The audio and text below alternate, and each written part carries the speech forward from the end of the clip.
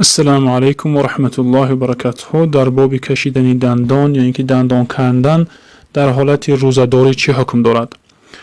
در این موضوع فقها کتاب‌ها نوشته هستند و این مسئله ذکر کرده هستند که در در المختار و چه در رد المختار در هر اینها ذکر میکند که وقتی که خون از بین دندان‌های انسان میبراید و داخل میشد حلقش را، اما به سوی بگیم که فرود نمی رود تا حلقش را میاد و بیرون میبرد، اون حالت به روزش نمیشکند. اما هر وقت که بسوی بگیم که داخلش که فرو برد، در این حالت چی میشود؟ روزش میشکند.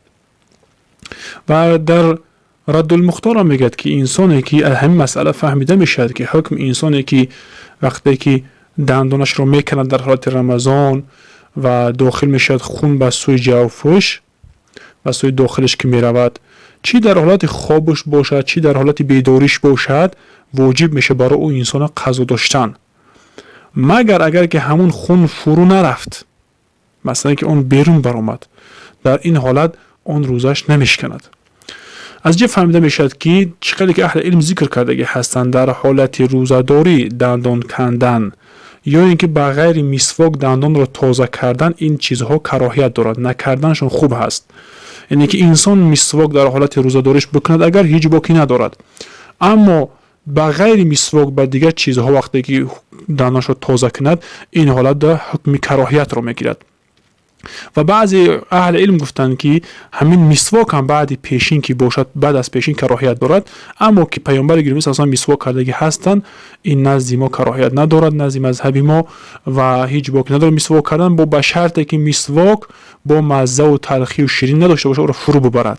وقتی که مسواک زد یگان مزه داشته باشه، اون هر آینه باید بیرون کردنی که توف کند، و اگر نه اون روزش اگر به همون مزه یا که تلخی ترشی یگان مزه دیگر شده فرو برد، اون روزش هم در اون حالت میشکند. و دیگر که از بشادکه و دیگر چیزها اینها اگر که فرود هم نبرد، اگر همان چیز را مثلا دندانش تازه کند و به اگام خمیر دندانشویی که زبون پس این چیزها قدر کراهیت دارد، این جایز نیست است. تا جایی که علاجش باشد این کارو نکند.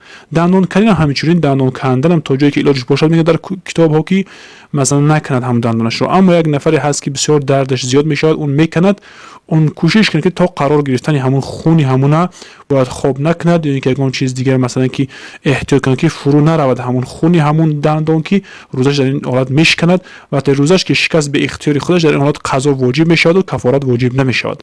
والله اعلم و علم. السلام علیکم و رحمت الله و برکاته.